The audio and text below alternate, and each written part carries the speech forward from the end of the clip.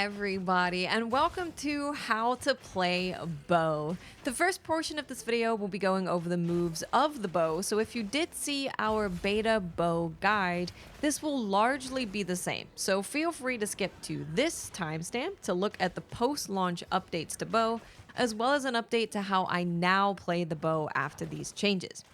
Alright, let's start with the very basics of bow. The bow has charge levels that you increase through various moves. The higher your charge level, the more arrows you shoot with your various bow attacks. Charge level can be seen by looking at your reticle. These little dots next to it represent what your current charge level is. They're pretty self-explanatory. More dots equals higher charge level. Your range can also affect how much damage you do. With bow, there's a sweet spot when it comes to range between you and a monster, and that's called critical range. When you see your reticle change to this orange color, that's when you know that you are in critical range and will therefore do the most damage. Now let's go through the bow attacks. First up, we have charge shot. You can just stand still and aim with L2 and R2 to increase your charge level. You can also just repeatedly shoot your bow to increase your charge level, and this is going to be the fastest way to get to maximum charge. Your basic bow attack that you shoot with L2 and R2 will shoot 1 arrow at level 1, 2 arrows at level 2, and 3 arrows at level 3. Very simple. Now to keep maximum charge level, you can use charging sidestep. This is done by holding L2 and X to dodge in the direction of your choosing. This will maintain your charge levels to shoot those max amount of arrows and also increase them after you get going. You're free to dodge as much as your stamina allows to keep those juicy charges. Speaking of stamina, let's talk about how you get it all back. If you happen to perfectly dodge an enemy's attack, this charging sidestep, L2 and X, will turn into discerning dodge instead. This iframes the monster's attack, fills some of your Trickshot Gauge, which we will explain later, replenishes your stamina bar, and instantly charges your bow to charge level 3. Now you know the basics of aiming and shooting your bow with L2 and R2 as well as charge levels. Let's go over your circle attack moves that I like to call your shotgun moves because they are widespread, close range kind of shots, and they shoot a lot of arrows. First up, we have quick shot. You do this by just pressing circle, which shoots out a quick spread of 3 arrows which have very short range. The plus side of this move is that it uses no stamina, so it's great for using when you need to let your stamina recharge, but it also combos nicely into our other moves. Power shot is your next circle move, which you can do after a charge shot, quick shot, or charging sidestep. This move is affected by your bow charge level and will shoot 3 arrows at level 1, 4 arrows at level 2, and 5 arrows at level 5.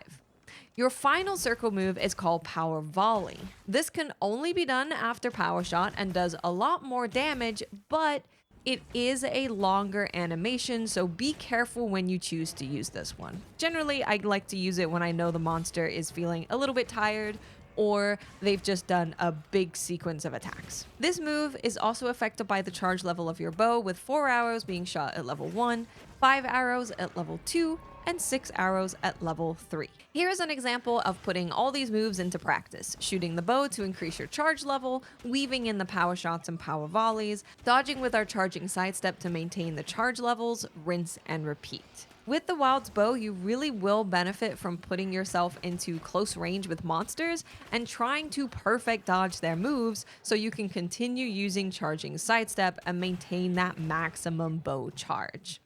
Now let's talk about the Trickshot Gauge, because this is another part of the bow that greatly benefits from pulling off perfect dodges. Trickshot Gauge is the blue bar that has 3 segments in it. This bar is your resource to use tracer arrows and also your arrow coatings. Using a tracer arrow or applying a coating will deplete one of the Trickshot Gauge segments.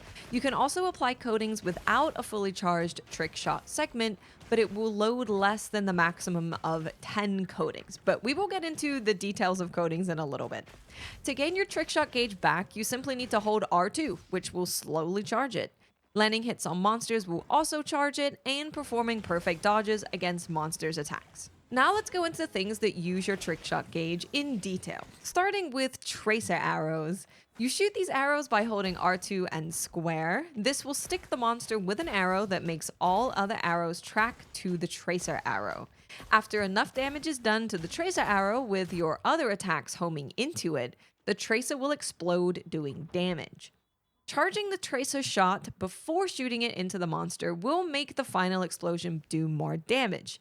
In my testing with this specific bow, charging the tracer arrow made it go from 75 damage on exploding to 90. It's not a huge increase in damage. It's maybe something you want to do if the opportunity presents itself. Maybe you get off a quick little discerning dodge and then you throw a tracer in there to just get a bit more extra damage, but it definitely is worth noting. The tracer not only makes all arrows track to it, but it also makes every bow move be at full charge no matter what. So your charge shot will shoot 3 arrows no matter what. Your power shot will shoot 5 arrows no matter what, etc. Tracer arrows will also increase your range. This used to give you unlimited range in the beta, but now it absolutely does increase your range, but there is a limit. A move I really like with the tracer arrow is Flying Swallow Shot, that is performed by doing a charging sidestep with L2 and X, then pressing triangle right after. This has your hunter leap into the air in any direction of your choosing, and this move is affected by charge level, shooting 3 arrows at level 1, 4 arrows at level 2, and 5 arrows at charge level 3. However, using Flying Swallow Shot will reset your charge level. This is why I say I like using it with Tracer Shot, because I can spam Flying Swallow Shots to always shoot out 5 arrows. It's very safe to use because it's a mobile move and it's performed after a dodge. So if you do happen to perfectly dodge a monster's attack, you get all that stamina back and keep jumping around. I also love doing this with close range coding. I'll explain exactly what close range coding does later, but you need to be closer when you have it on. And this is a really great move that allows me to get into that distance and keep that critical distance that I want all the time. I also really like this to get statuses applied ASAP. Due to always shooting out 5 arrows, it builds up the status on monsters quite quickly. Now let's talk about the other way you can use your Trickshot Gauge, and that's with applying coatings to your arrows. To select a coating, you press L1 and X or triangle, depending on if you want to scroll up or down your coatings list, and then triangle to apply the coating. Applying a coating will use one segment of your Trickshot Gauge and will load 10 coatings onto your arrows. If you do not have a full Trickshot Gauge segment, it will load less than 10, using whatever it can from the available charged Trickshot Gauge. Now, if you happen to load in the wrong coating, say you load poison coating, for example, when you wanted power coating, you can just load in power coating and it won't use any extra gauge. It will use the original amount that you used to load the poison coating. Now, if you happen to load a coating onto your arrows when you don't want to use your Trickshot Gauge for coatings at all, you can go to the unequip option in your coatings menu, and that Trickshot Gauge gets refunded entirely. There are a bunch of coatings in Monster Hunter Wilds, and some have some pretty cool extra things that they can do. First up, we have power coating. This just increases your bow shot damage. So for example, with the bow that we're testing with, our shots go from 13, 15, 16 without power coating, and 17, 19, 21 with power coating. It is adding 4 extra damage per shot. Then we have poison coating. This will apply a damage over time effect to a monster. Paralysis coating will cause the monster to stop moving for a short period of time. Sleep coating will cause the monster to fall asleep, allowing you to do a big damage move and put bombs next to them mid-fight. Blast coating will cause explosions of extra blast damage to happen, which is great for breaking parts. A quick note about any of these coatings that apply a status effect: the monsters do build resilience to it, so eventually they won't be affected by poison, blast, etc. Which is a great argument for bringing a second bow with you on your hunts that has different coatings.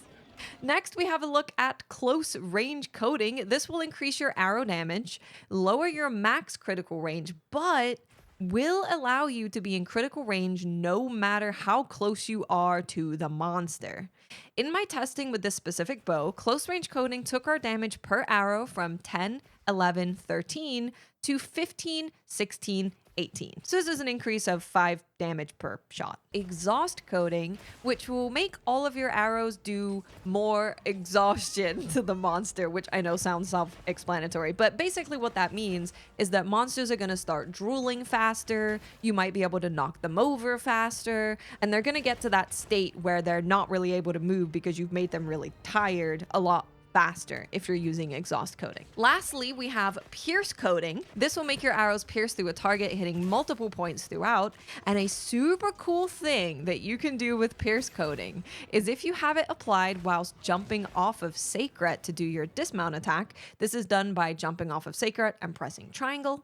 It will cause the attack to hit multiple times through the monster's body. This can also make you mount a monster instantly because you are technically hitting the monster multiple times with a mount attack. So on average, when you're jumping off of Sacred and you're hitting them with a bow and your arrow to get a mount off, it takes about 3 of those to mount a monster.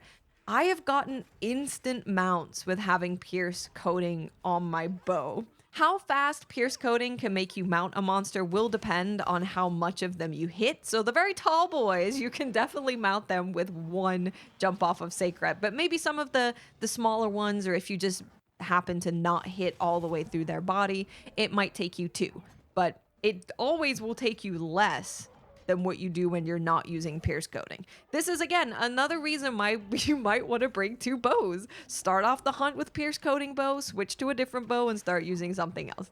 Now, we are almost at the end of the moves, and then I can tell you how to use all of this madness together and get it making sense for you. The next move that we're looking at is Arc Shot. Arc Shot is the other move that Bow has that causes arrows to stick into the monster, and this is performed by holding L2 and R2 with circle.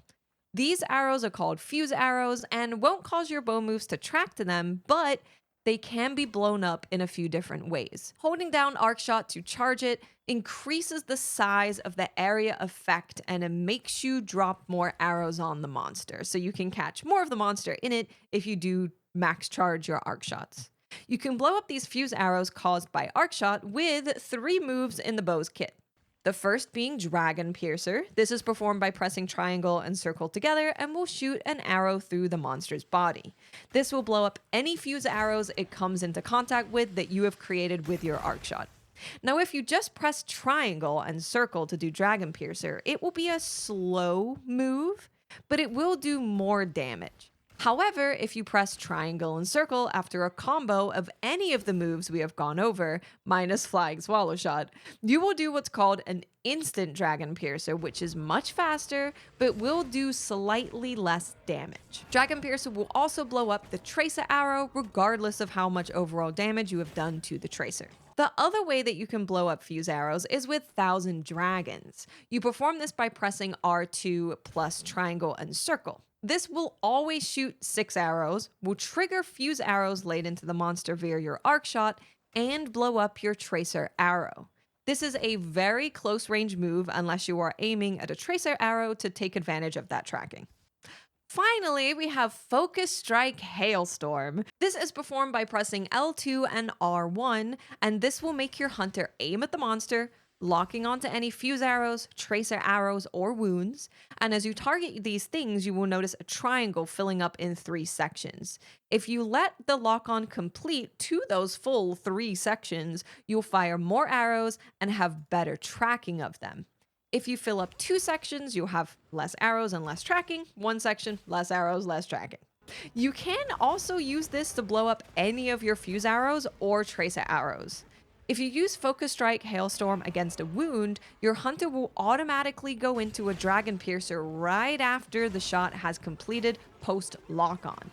A point to note about this lock-on is that in the beta, you were able to lock on to multiple wounds at once. For release, they've made it to where you have to lock onto a wound until 2 of those 3 sections fill up, and then it will start locking onto another wound. However, I discovered that if you have enough fuse arrows stuck into the monster, your Focus Strike will start locking onto all of the wounds at the exact same time like they did in the beta. Now, when I discovered this, I thought I was losing my mind. And I don't know if this is a bug or not because you are supposed to be able to lock onto a wound and your fuse arrows slash tracer arrows at the same time, but not other wounds. I found that if you charge to level 3 and do your arc shot, that is enough arrows to be able to bypass this change to bow. Granted, it will be more difficult to do this against a moving monster, but this was a huge surprise. Now, I did say that you get the most damage by completing that full lock on with Hailstorm, but there are some situations where you don't want to wait the full length. One of those is taking advantages of weak spots that monsters create when doing certain attacks. So let's take Raydao as an example. He creates a weak spot on his face after shooting his big railgun. You won't usually have enough time to let the full lock-on happen when trying to target temporary weak spots. So going for that level 1 lock-on, maybe level 2, is the way you want to go when taking advantage of those very short windows. The other time that I don't let it go all the way is if a monster's trying to run away or fly away and I want to stop them, I'll just lock on and let go as soon as I can. But generally you want to try and lock on all the way if you can. Okay, now how the fudge do you use this all together?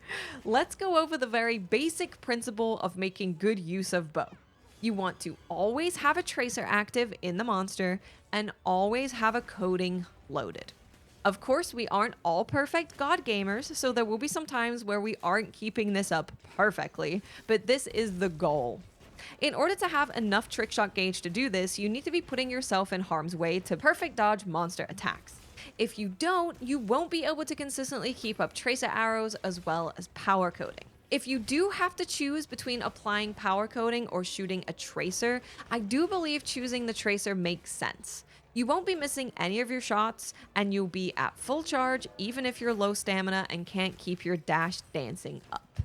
So here's an example of what my hunts typically look like. Apply tracer, apply coating, and then go between charge shots, power volleys, and charging sidestep to maintain maximum charge.